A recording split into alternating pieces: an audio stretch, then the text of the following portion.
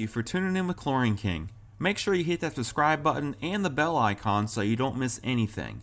If you need any help with your business, then join my Patreon, links below, where you will improve your business and get exclusive discounts with my partners in the industry.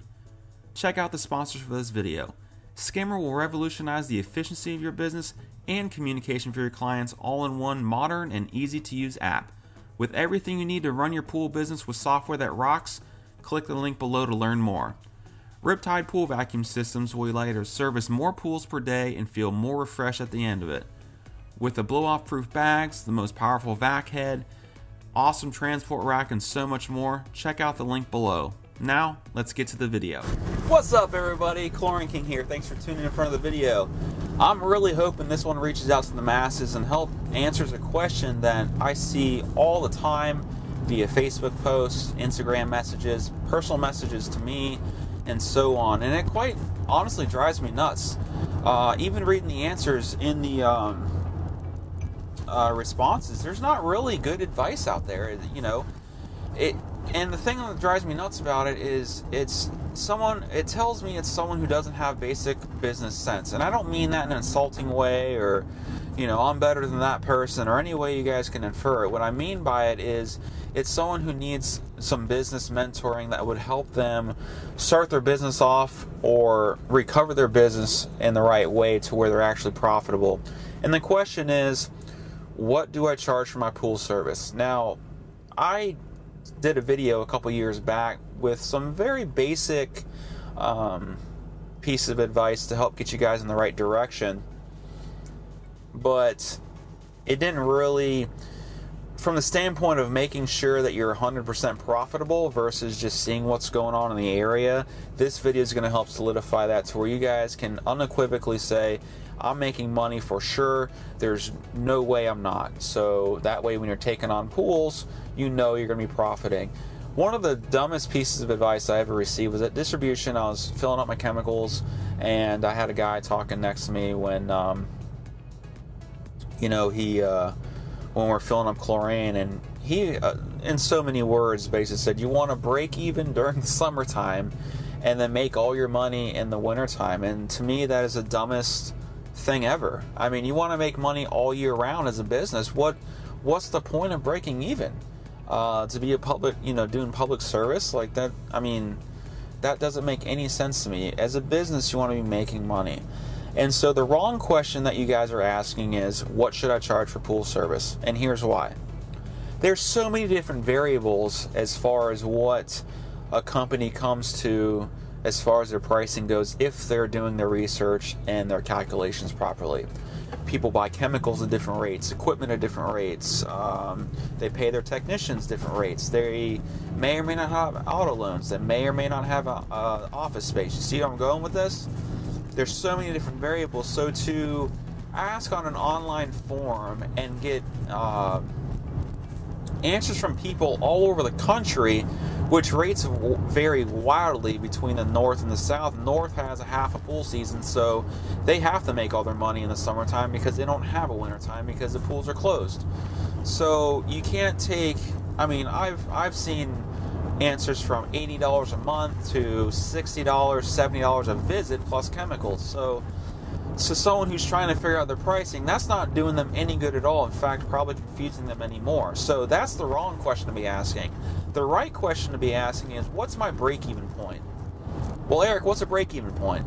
Your break-even point is where you figure out all your expenses for the month. You take everything in consideration, your chemicals, gas, vehicle costs, vehicle payments, uniforms, salaries, equipment costs, pools, vacuums, net, brushes, just literally everything, sun passes even.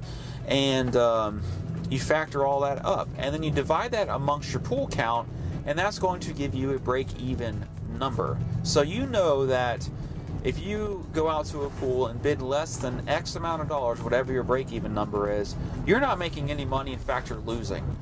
And so that's where it's real important to not just take a blanket pricing and apply it to your business and hope it works. That's as dumb as just spinning a wheel and hoping that it ends on a dollar sign and you're making money. That's no way to run a business. You need to know what you're doing.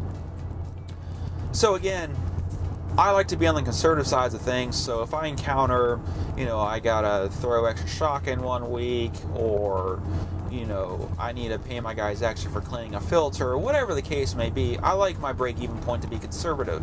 So how do you do that? So, for instance, in my business, I have 45 accounts right now we service per week. You gotta figure out, all right, if hell did freeze over, what's my minimum amount of pools I would be at?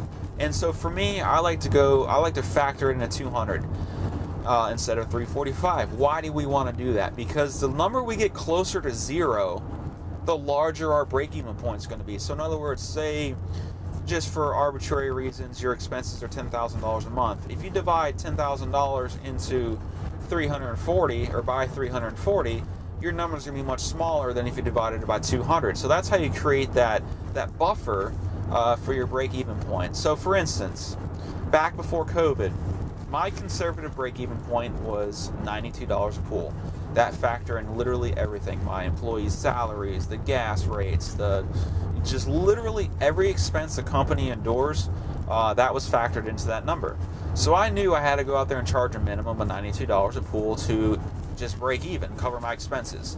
Well, we don't want to do that as a business, right? So at that time in my area, I just started charging $130, which is high for our area. And the reason why, because there's a lot of people that are underpricing their service and they don't stay in business long. So this is a golden key to how to keep your business in business for as long as you want it to be. But this is something you guys need to constantly reevaluate. So for instance, sorry, I'm making a lane change.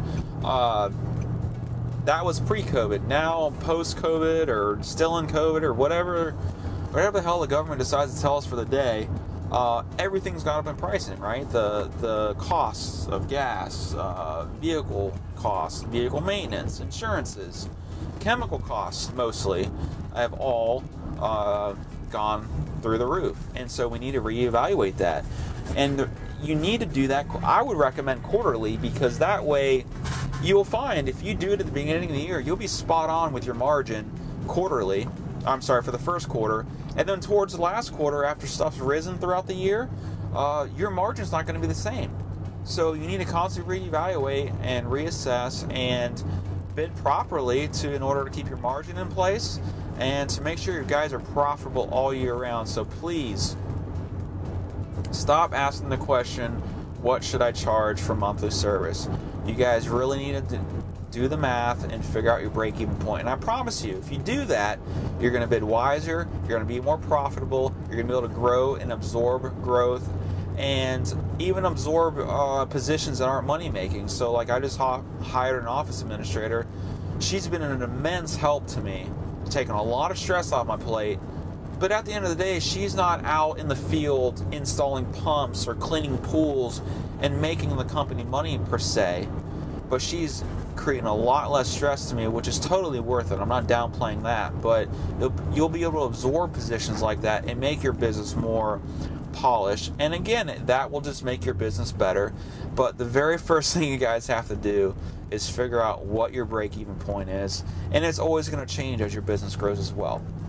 So find your break-even point, bid appropriately from there, and I promise you, you're going to have a very successful business. So I really hope this video helped clarify some things and get you guys started off on the right foot, or if not, recover so your business can continue to flourish and make money, and so you guys can live happily, not stressed out about money and where your next paycheck's coming from. So stay tuned for more videos, like and subscribe, and we'll see you next video. Take care, guys. Have a great weekend.